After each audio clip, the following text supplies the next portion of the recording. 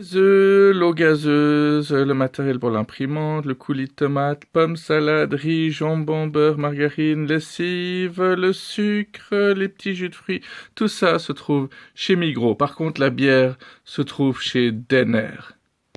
Ouais, ça rime, je sais pas si c'est fait exprès.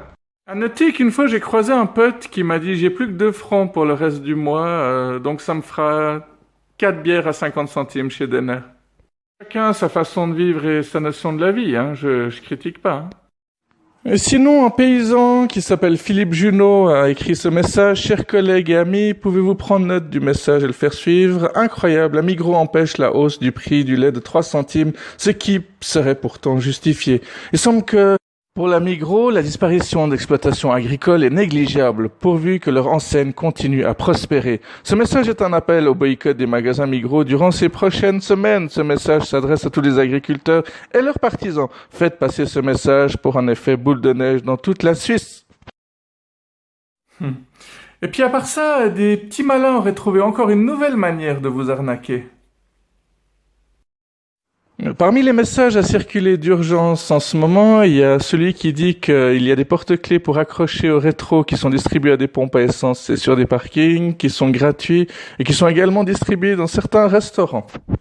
Il ne faut pas les accepter, il faut absolument impérativement les détruire parce qu'il y a une puce à l'intérieur. Les criminels vous suivent de la pompe jusque chez vous, à la maison. Oui, ils savent ainsi quand vous n'êtes pas à la maison et ils vous cambriolent à ce moment-là.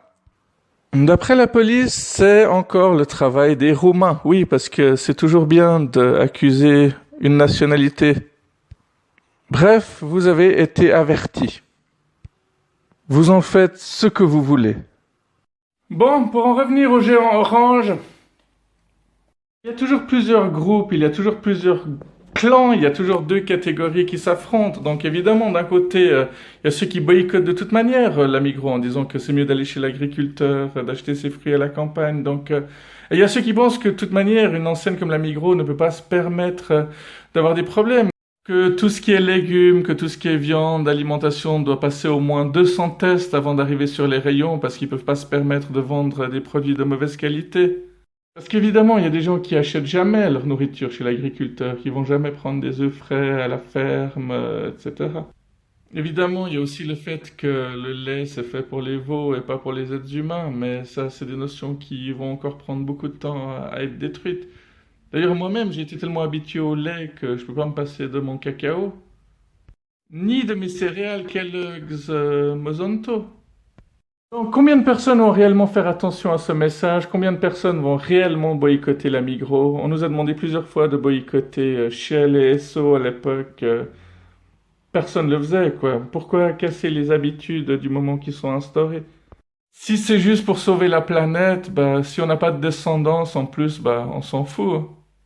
Sans compter ceux qui disent, nous on a trimé toute notre vie, pourquoi est-ce que les autres ne souffriraient pas? Pour moi, ça rejoint de nouveau ces gens qui disent, moi je vais devenir prof pour faire chier les élèves comme on m'a fait chier, je vais grader à l'armée pour faire chier les recrues comme on m'a fait chier. Ça se termine jamais finalement, hein. C'est beau l'individualisme. Bon, je dis ça, mais j'aurais beaucoup de peine aussi à boycotter la Migros, hein. On devient rapidement un bourgeois dans cette vie. Je crois que n'importe qui, du moment qu'il a beaucoup d'argent, devient un bourgeois, hein. Tous ces rebelles comme la racaille, les punks, tout ça, du moment qu'on leur donne de l'argent, il y en a très peu qui restent des rebelles. Puis quand on devient parent, on arrête aussi d'être des rebelles. On n'a pas envie que les enfants suivent le mauvais chemin. Voilà, alors, quand on veut, on peut. Mais si vous voulez pas, allez vous faire foutre.